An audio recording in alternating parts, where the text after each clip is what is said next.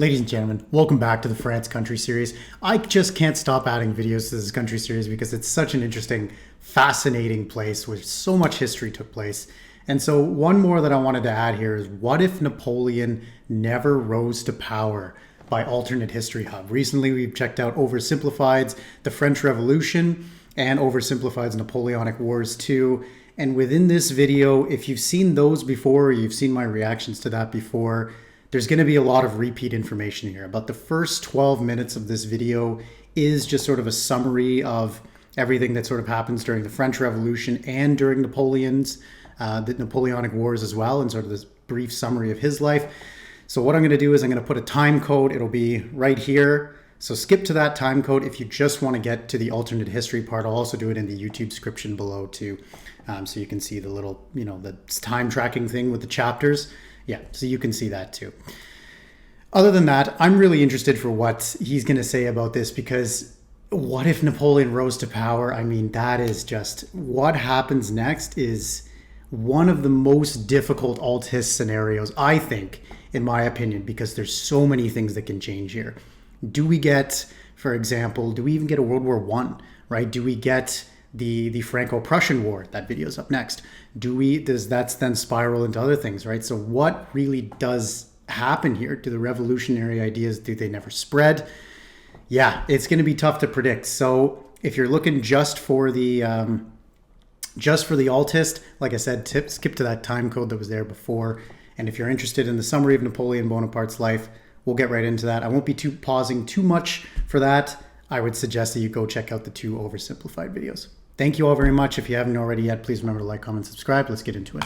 Napoleon Bonaparte has a complex legacy in history. To say the least. He was a dictator who hijacked political instability to take power for himself. To others, he was a master tactician who took France from a chaotic mess to a United Nations state. And to people with really no knowledge of history, he is just a short joke. I often don't like history being clumped into... Again, he was 5'8", stood around a bunch of Swiss guards, propaganda by the British. Everyone knows this at this point.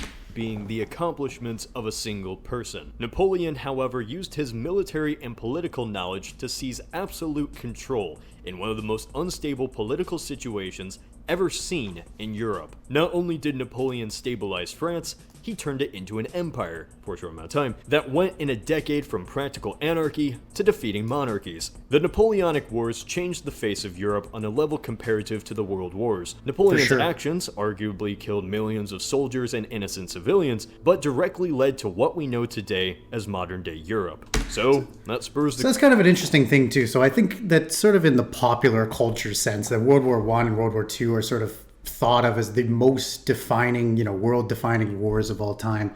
Though it's interesting, though, the Napoleonic Wars really should belong to that too. And although it wasn't, it's tough to say, it wasn't quite a world war in the same way that, for example, the 7 Years' War is thought of as World War Zero, or obviously within World War I, World War II, but it dragged almost every single major player in the world in some way into the conflict, right? And so while it wasn't fought on, multiple different continents in the same way that the 7 Years' War or World War I or World War II was, still there was a lot of, you can arguably say that it's up there with the world wars.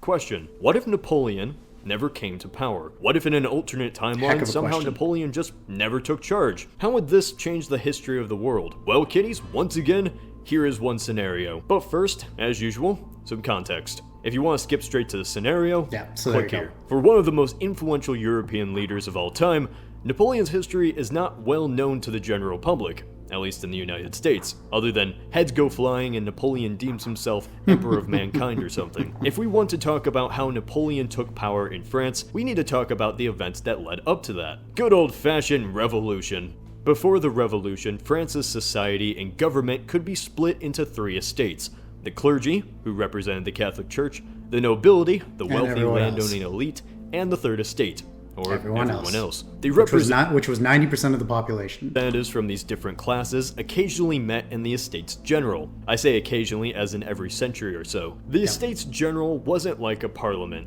It held no true power like in Britain. it was pretty much symbolic, as the king still had the true authority. The Third Estate left the Estates General to form their own National Assembly. To vastly oversimplify, actions were taken by the king which resulted in riots across Paris, and this is where the fun began. The Bastille was stormed, leaders were killed, and the violence scared the king just enough that he didn't take further action. In the chaos, the National Assembly abolished feudalism, which had existed in France for more than 1,000 years. The revolutionary spirit was beginning. A call of action against the society of before. It was not. So one interesting thing that I did learn about the French Revolution from reading some of your guys' comments is that a lot of the ideas of what would you say, liberty and freedom, is that it's sort of the American Revolution and the French Revolution go hand in hand, but the American Revolution wasn't really a revolution in the same sense as the French was. The French Revolution was a complete overhaul of everything within society. Right, class structure, the way the economic structure worked, the laws as well, everything was completely changed. Whereas the American Revolution was more of an independence war, right? And we've seen multiple independence wars throughout history, and it's not quite a revolution in that same sense. And though the revolution, I suppose, you could say, came from how the United States was formed, I think that the French Revolution actually is more, again, you can't say, oh, one's better than the other, but has a lot more importance in European affairs than the American Revolution does on the ideas of liberty and freedom for all classes, which, at that point meant mostly men, but we got there. Not just a political shift. It was a cultural one. The French Revolution began in 1789. It became a rebellion against the old order of the estates, clergy, and the grip of the nobles. As rebellions tend to do, noble intentions were hijacked and extreme radicals took charge. Sound familiar? In just a decade, there was decriminalization of homosexuality, legalization of divorce, abolishment of slavery, which again, and rights for Jews and black people. To the rest of Europe, France basically hit its head and forgot its entire identity. But don't celebrate just yet, Tumblr. With extreme radicals comes extremism. The revolution took a very dark turn. The king was the first to be executed, and eventually 16,000 enemies of the new government were beheaded. No, he wasn't the first, was he? I don't remember. I don't think he was the exact... okay. Clergy, anybody. I don't think he was the first, though. Old systems such as Catholicism became openly despised by some revolutionaries. The new government even got rid of the 12-month calendar and replaced it with an entirely new French one. Churches... which was 100 days...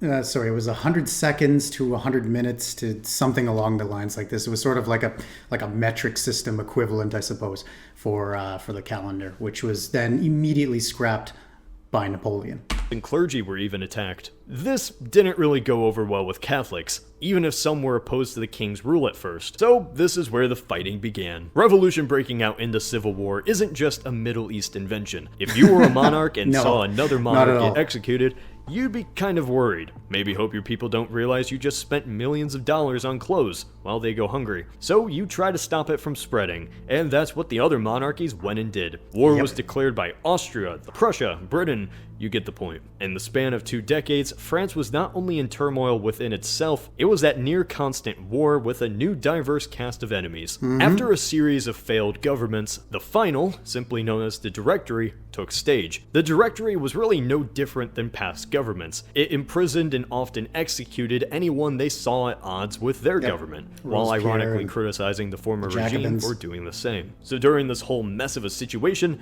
where is Napoleon? Napoleon's origins go back to the island of Corsica in the Mediterranean. His family were nobles, but not high nobles. Yet his father was able to get him a scholarship to a prestigious military school on the mainland. Barely able to speak French and being Corsican, Napoleon... Yeah, another thing I forgot to add too in the oversimplified video is that he was only allowed to go for 1 year. He only had enough money to go for 1 year, but the program was 2 years. So he had to double the amount of effort that he put into school to be able to pass the program in less time, which just, again, is another thing that goes to show Napoleon's competence. It's really quite outstanding. Became a loner. His high self-esteem personality certainly didn't help either. French society was absolutely rigid. You were born into your class and wealth. While his family were nobles, they were not wealthy. and this set Napoleon back to the French. Lucky for him, it's revolution time, and this system was on its last legs. By this time, it was the start of the 1790s. A young Napoleon fresh out of academy welcomed the change, although he never actively participated in the revolution himself. He saw his homeland of Corsica as far more important, but his dreams of living on the island were dashed, as he was deemed too French-friendly, and this led to a conflict with the local nationalist leader, to oversimplify things. With this falling out, Napoleon returned to France, which was now embroiled in complete and utter chaos, as is tradition. The kings and royals were executed, religious fighting was everywhere, and just in time as Napoleon joined as an officer in the military. After bombing the British at Toulon and saving the Republican government by literally blasting protesters in the face with cannons, he was given command of an army at the age of 26. Just in time to help in the war against the Austrians in Italy. I thought it was 28. Simplify again, he defeated the Austrians and negotiated with them himself. These actions made his name pretty known across Europe. But like Frank Underwood, he wanted more. Napoleon led an escapade of Egypt. The exact reason for doing so is iffy. Long story short, things were going well at first until the British blew up their ships on the Nile, leaving them stranded. Disease struck his army, and Napoleon hightailed it out of there alone, leaving his 20,000 men behind. When Napoleon returned, he was welcomed as a hero. The new government wasn't that popular. The Directory was now on the verge of collapse, and he saw this as his moment. His perfect timing. In 1800, Napoleon overthrew the Directory in a coup and named himself First Consul of the Republic. While he replaced the system before, Napoleon championed himself as a defender of the revolution and of liberty. Was he? Well, in some ways. In 1804, and this is the interesting thing, right? I asked in the oversimplified video, do you think Napoleon's a dictator? And I think the answer to that is probably yes. But was he a tyrant? Right? And that's the thing, is that if we compare Napoleon to the 20th century dictators, Hitler, Stalin, Mussolini, even arguably people like Tito as well, who again, he's sort of more in the class of a benevolent dictator, depending on what you believe. But I don't think that Napoleon was entirely a tyrant, right? For the people that he would have conquered, yeah, of course he was the tyrant, right? I'm sure the people in the Confederation of the Rhine didn't quite see Napoleon the same way the French did, but his ideals, right? They were well thought out and arguably came from a place of good, right? They didn't come from a place of, complete and total suppression of the masses for the sake of, what would you say? Enrichment of others. And while obviously the ideas of the 1790s and the early 1800s, some of them seem outdated by our standards, we can't judge them entirely by our standards. We have to look at what was going on during the time. And with feudalism being so prevalent in Europe, in Russia, for example, wouldn't be another almost 70 years till feudalism was abolished. I really think that Napoleon is, while yes, sure, a dictator, I don't think he was a tyrant. But let me know what you think below. Napoleon declared himself Emperor of the French. The first French Empire was born. So it's easy to see France going from this to this to this. But was it really so simple? No. Napoleon was an emperor, but he wasn't like the other kings of Europe. He truly saw himself as a champion of the revolution, a defender of a new liberal idea against feudalism that was under attack from the old monarchs, which it was. But in a quest for power, he ruled harshly and silenced any opposition. Napoleon, though emperor, believed in some aspects of the revolution, and his military skill meant that it had the teeth to enforce that revolution. To the rest of Europe, Louis was dead, the peasants revolted, and now this lower-class man had taken charge? Crazy, right? This won't do. Many wanted to see Napoleon gone, and so they teamed up into a coalition and went off to war. Napoleon and his supporters saw this as a threat to their values, so what better way to defend the Republic values than to have your emperor lead an army to crush the enemies of the empire? Yay! To vastly oversimplify, France won against the third and fourth coalitions, destroying the Holy Roman Empire in the process and replacing it with the French-controlled Confederation of the Rhine. Not to go into too much detail, but by the end of the first two wars, 70 million people were now subjects of Emperor Napoleon. That's a significant amount of Europe's population. France was seen as unstoppable. Napoleon was always egotistical. He crowned himself emperor, by the way. But that ego... Yeah, and instead of the Pope doing it, which is The balls on that guy. Always ended up benefiting him somehow. Well, that soon began to fail him. It led to some bad decisions. Britain hated France, and France hated Britain. Shocking. This has been a story tried and true since... That's a cool portrait. So this is the death of General James Wolfe. This is one of the most important moments in Canadian history, actually. And this was one of the fights that took place in modern-day Quebec City, which really established the British dominance of Canada, which then would go to have Quebec being sort of the single French entity and the rest of Canada being, taken over by the English and establishing what is the modern-day Canada as we know it today. The days of old. Napoleon saw that Britain's power came from the seas. Britain was blockading France at the time, so France needed a way to counter the UK's influence. It's embargo time. After beating Russia into a pulp until they agreed, France was able to have most of Europe. And that's him meeting with Alexander III, by the way, of Russia. Except for Portugal. So Napoleon, at the height of his power, had an idea. Invade Portugal. Team up with Spain to invade Portugal, take its riches, and not worry about that little thorn in Napoleon's side. Spain agreed, and the two invaded Portugal. Unsurprisingly, having 100,000 French troops waltz into Spain wasn't really the smartest move for the Spanish, because immediately after, Napoleon captured Madrid as well. The Spanish king was deposed, and now all of the Iberian Peninsula was under French control, with a French monarch, Napoleon's brother, as king. By the way, Napoleon was trying to make his own dynasty. The Iberian... Which he did, really. And Napoleon III might get into that as well. The Iberian Peninsula was different. Even though Spain and Portugal had empires, their people lived in poorer lives compared to the rest of Europe. They were more devout and nationalistic than anyone Napoleon had encountered before. While Napoleon himself was non-traditional in European warfare, he still played by the rules. The Peninsula War, as it came to be called, was not traditional. This conflict is where the term guerrilla war came from. Yep. Militias would fight in the shadows, picking off French soldiers. Atrocities would be committed against the locals. Fighting wasn't clean-cut, it was brutal and everywhere in Spain. This lasted for 5 years. Remember that embargo? Well, eventually the Russians betrayed them. Yeah, and arguably, this was another thing that I read from some of the comments from you guys, is that it wasn't really the invasion of Russia that ruined Napoleon, it was all the years of guerrilla warfare that took place in Spain. I talked about that in the video, but really just to go to emphasize, how much material, men, and resources were poured into this guerrilla war in Spain, which was ultimately for naught.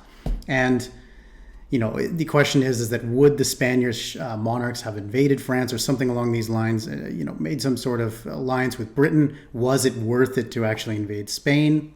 I don't know. Unfortunately, I don't know enough about that particular issue, but if you do, let me know below. Agreement. Napoleon didn't really like this one bit. His advisors told him to talk it out with the Tsar, but he would have none of it. His next conquest was going to be Russia. Napoleon raised an army of 450,000 men and set off for Moscow. This is Russia we're talking about. Napoleon beat the Russians in a few battles and marched right into Moscow. Nobody was there. Napoleon won fair and square, but that didn't mean the Russians would accept it. And then Moscow burned. The city was useless, and there was nowhere else to go but back. Winter came 3 weeks early and destroyed his entire army. Only 90,000 of the once grand army returned. With this defeat, France was weakened. The time to take Napoleon down was seized, and a sixth coalition was immediately formed. Basically, all of Europe. Napoleon was deposed and sent into exile.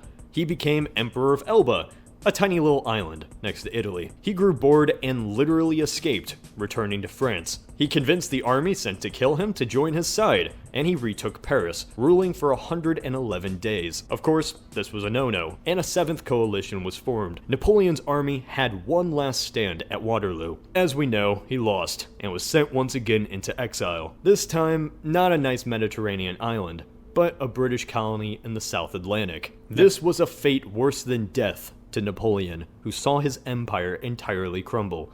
He died in his 50s from failing health.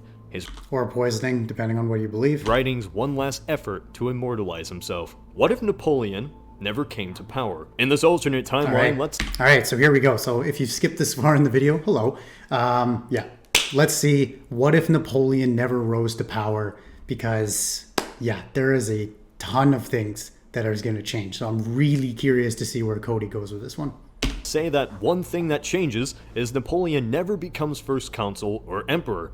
He easily remains a prominent, even popular general in the French army, but he never uses that fame to, take over the government of France. But for the sake of the scenario, somehow he just doesn't. Some people are so influential in history, taking them away from their position doesn't just shift wars or events, it changes the entire progression of Europe's destiny. There is a reason this age is called the Napoleonic era. It was dominated by what Napoleon wanted and the will of the French Empire. So in this alternate timeline, it is 1799. The Directory, composing of 5 directors, is on the brink of collapse. France is fractured, bankrupt, and in chaos.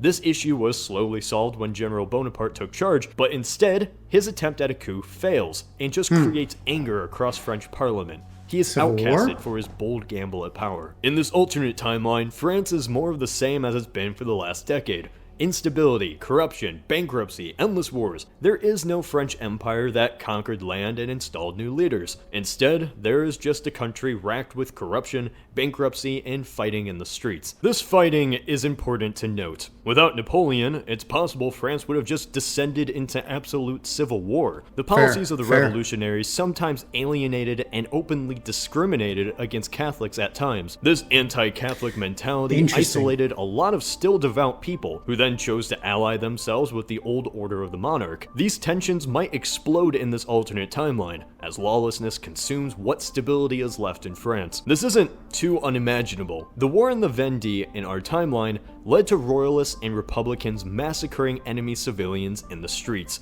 200,000 people died in this single war. Royalist rebels were a significant problem for the French government. The foreign neighbors still waged war against the fledgling republic. Interesting. So then the ideology there would be sort of republicans versus loyalists. Okay. It's kind of, sort of what happened as well eventually. I mean, during the actual French Revolution, obviously you had the loyalists that were then put down by Napoleon, who was working for the revolution. So I wonder, though, if that would have been the kickoff itself, if it would have really been religion-based, or if it would have just been, we want the king back, or we want, the monarchy back just for wanting that stability, or they go hand in hand in that way. That's kind of an interesting idea, though. A civil war, that does sound quite plausible, because the instability can't go on forever. Eventually, it's going to blow up into some sort of massive conflict that, as he says, gets the other powers involved. As installing a monarchy back into power is their only objective.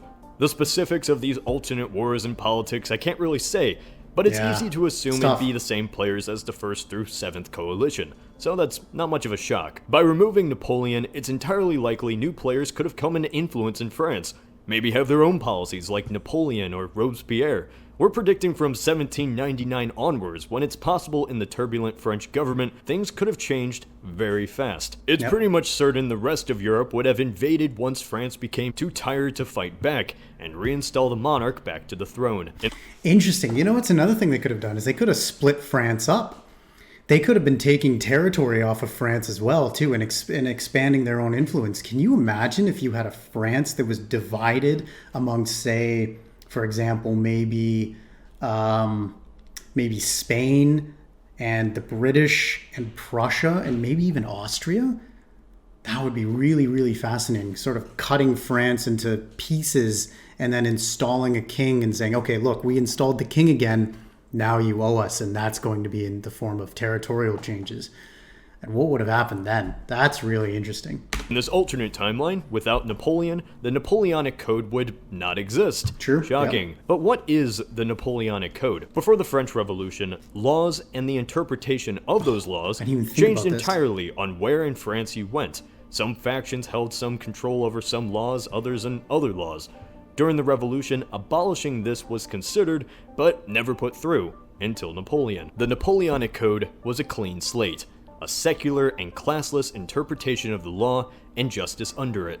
It wasn't the first of its kind, but it certainly was the most widespread, thanks to war and stuff. While the term emperor doesn't convey the most liberal picture, and Napoleon in many ways was not fair in... I like how he keeps using this photo too to really ham up the fact that he looks like a Warhammer 40k villain, but anyways. His policies, even wanting to bring slavery back, the legal code he spread is one that is a foundation across modern Europe. and eventually the world. But wait right there, kiddies. In our own timeline, Napoleon's wars shocked 19th century Europe so much, the victors decided to set a peace that would remain, so such an occurrence wouldn't happen again. Sound familiar? This was the Congress of Vienna, and the effects of it kept Europe at peace for over 40 years. And prevented a major war on the scale of the Napoleonic Wars until World War I. But this was also... We'll get into that video, by the way, from... I don't remember the channel off the top of my head, but it's been recommended a couple of times.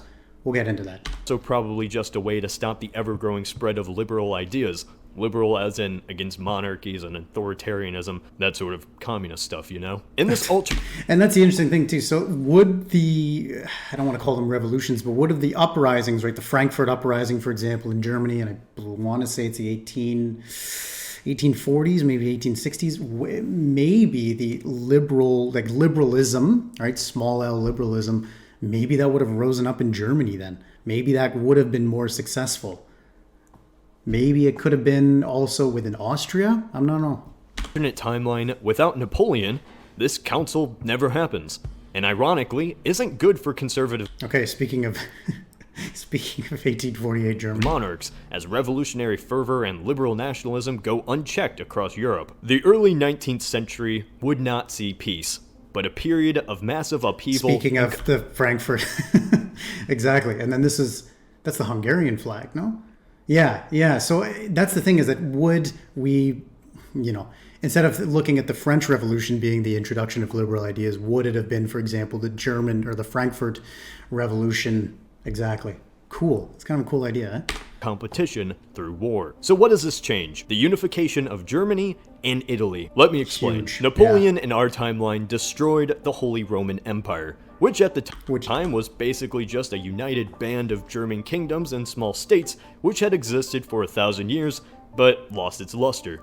These numerous states were and the reason why it lost its luster in a whole video in and of itself, but this was an incredibly complicated system that was very, very, very what would you say? Very reliant on the old ways of doing things and through monarchy and systems and politics and birthrights. And yeah, it was an outdated, very outdated systematic system of governance that, for example, countries such as the UK and at this point the United States really are the future of what government will look like in Europe.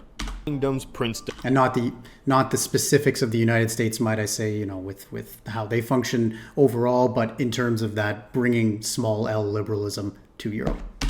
Free cities, and every little monarchy you can imagine. Napoleon came in, broke their toys, and simplified the borders, creating around 30 larger but simpler states under French control, known as the Confederation of the Rhine. While French dominance didn't last, the simpler borders did, under the new German Confederation. So while under French occupation, Germans began to see themselves along nationalistic lines, thinking, wouldn't it be great if we couldn't get invaded so easily? And it's one of those things where they start seeing themselves as German because they're under control of the French, and they know, hey, we're not them. We know what we are, which is not them, which is a very, very, very powerful idea, where rather than defining yourself based on what currently exists, you define yourself based on the opposite of what you don't like.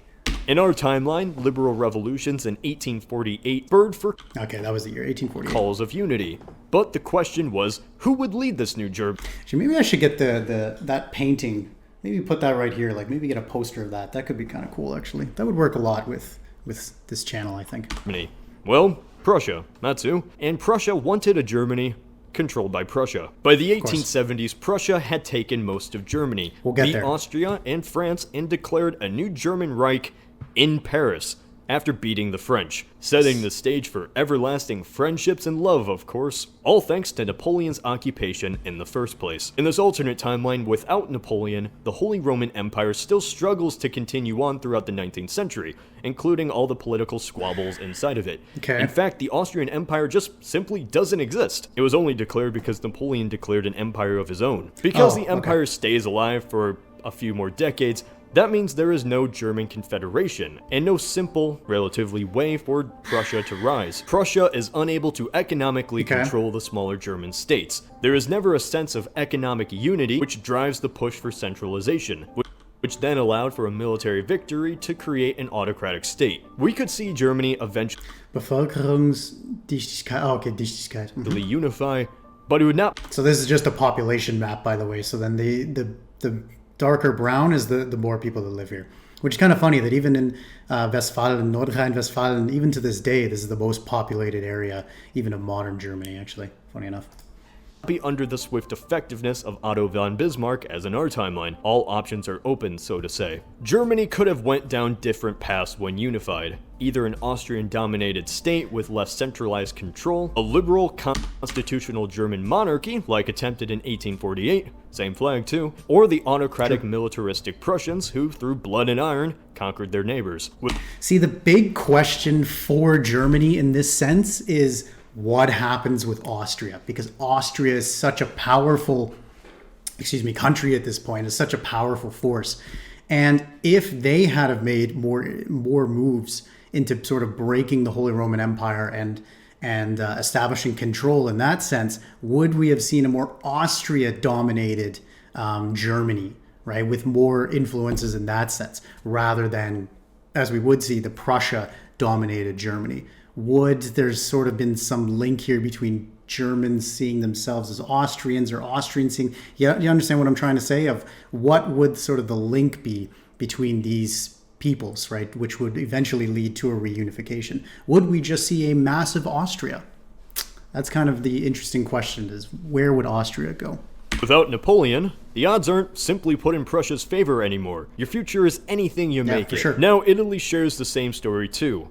Napoleon destroyed many of the connections to the feudal powers on the Italian peninsula, simplifying the many entities into larger and more generalized states. This laid the groundwork for a sense of nationalism that, just as in Germany, allowed for a single state to unify and conquer the rest, this time Sardinia. Both countries just became larger examples of their previous kingdoms. In this alternate timeline, without Napoleon, feudal lords still hold far more influence, and unification just never happens. The formation of Germany and Italy changed Europe forever. While good for the people that lived there, it directly led to the World Wars. Remove Napoleon, you remove the entire unification wars. You remove the spread of Prussia, the rivalry and hatred between France and Germany. And the other thing too is that Germany is really founded on this militarism, right? This very, by our standards, is very crass militarism that eventually does lead to some of the poorer decisions that led up to World War I. So that would be the other interesting thing too, is that if Germany was not founded on blood and iron, if you will, what would the mentality have been of those in charge? The entire 20th century is not just different, it is completely unrecognizable. Yeah, exactly. It could change in ways that I can't even predict. I'm glad he said that too, that he's not trying to really, put out this super crazy out there theory, which hell, it might even be right. But yeah, it's so hard to tell. So hard to tell. Remember that whole Peninsula War? And how that kicked out the Spanish and Portuguese monarchy? Well, by doing that, Napoleon kicked off a series of revolutions across Latin America, as many across the New World did not see Napoleon's brother as the true king. Very good point. And I mean, the Portuguese royal family, they moved to Brazil, and that really leads to the what would you say, the building up of Brazil itself in terms of infrastructure, economy, and everything. And that kicks off a whole chain of South American politics and history as well that I wish I could say I'm totally familiar with, but I'm not. And so, yeah, that's a whole other facet I hadn't even thought of. Very, very long story short, this set in motion a series of revolutions which resulted in the independence of all of Latin America from Spain and Portugal, just 2 decades later, except for Cuba and Puerto Rico and a few other places. In this alternate timeline, with Napoleon never coming to power, he never invades Spain. The Spanish and Portuguese empires are not utterly destroyed by a 5-year occupation at home. Instead, tensions would grow as liberal and revolutionary ideas spread across the New World. And then who knows what happened there. But there isn't an immediate spark like in our timeline. At home, they aren't utterly destroyed by the occupation. And so the problems caused by that do not affect the countries. Franco, Civil War, that fun stuff. That's a whole other thing too. And then, right, if Spain manages to remain powerful, what then happens to the United States? What then happens to Mexico itself? Massive, massive, massive undertaking here. Scenario, Spain and Portugal hold on to their colonies, at least for a few more decades, at most until the 1880s or 90s.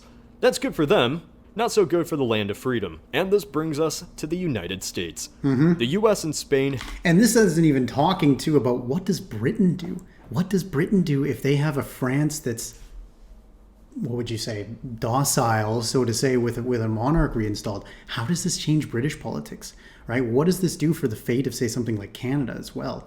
And while that was obviously decided before, I mean, is there any sort of differences here? Had a pretty rocky relationship for the early 19th century.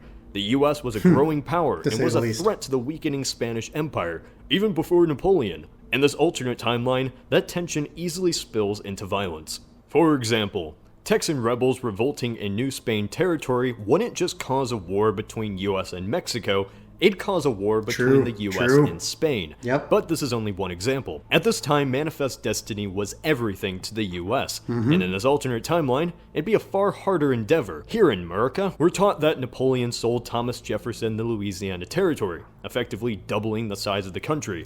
Many just leave it at that, as if Napoleon was just such a swell guy. However, before then, the French territory was actually handed over to Spain in the 7 Years' War. Napoleon secretly got the land back in a treaty just 3 years before selling it off to the Americans. The only which he could use then to finance his war against the Brits. reason Napoleon sold the land to the US was because his colonial ambitions failed when France was unable to take back the profitable colony of Haiti, which rebelled during the French Revolution just a decade earlier.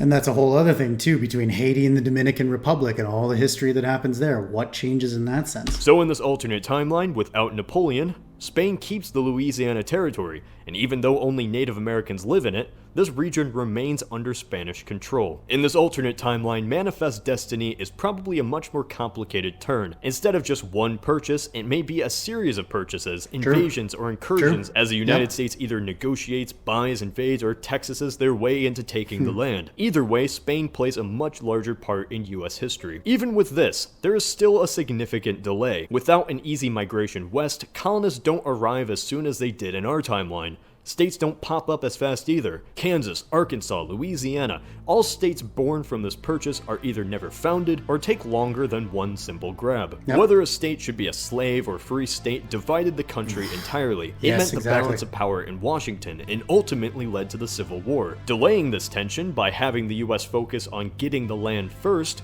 may mean that the Civil War would take place a decade or two farther than in our timeline.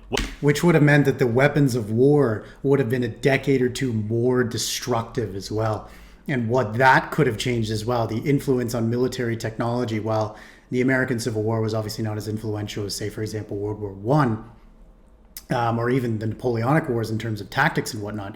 You'd have to think that if this was done 2 decades later, the devastation and the changes that would have happened through the American Civil War would have been completely different. And who even knows what the effects of that are? Grant, for example, Grant now at this point is obviously an older man. Would he, he wouldn't have been the most competent general, for lack of a better word, during the Civil War. Maybe it might have been someone else. Who knows? Weapons could be deadlier and war more catastrophic. Pretty much one huge butterfly effect, where one event changes another event and ultimately spirals probably to impossible an to say. Entirely different than the first. Much of this is easily one huge butterfly effect. Napoleon took charge in one of the most significant times in the last 200 years. The wars he was involved in led to the deaths of millions of Europeans. But for the bloodshed created a time of peace among Europeans, apart from Prussia and Russia, bad Prussia and Russia, that lasted all the way until World War I. In this peace, we saw colonialism, the rise of industrialization, and the creation of modern Europe. His Napoleonic Code replaced feudal and petty codes of the time. He spread the revolutionary ideas by force, not free speech or democracy, but equality of the classes. Even though he declared himself an emperor, he was not an emperor who divinely ruled by the will of God. He ruled because he was the leader of the French. Without him, Europe would have changed in ways nobody can even possibly predict. This is just one scenario. Nobody can know 100% what could have happened, but as usual, it's fun to theorize. What do you think would have happened had Napoleon never came to power? This is Cody of the Alternate History Hub. Wow. Heck of a question. And I'm curious what your response is because, wow. Huge topic. I thought that was good, though. I think there were some good points made, especially on liberalism and the butterfly effect, because as we know, history is really all tied together. And so I'd love to hear what you guys think in the comment section below. Yeah, that's gonna be it for me. The next video is going to be on the Franco-Prussian War. I might sneak one in there about Napoleon III. We'll see. But if not, hope you guys have been enjoying it so far. Thank you very much for joining me. Take care. See you guys in the next video.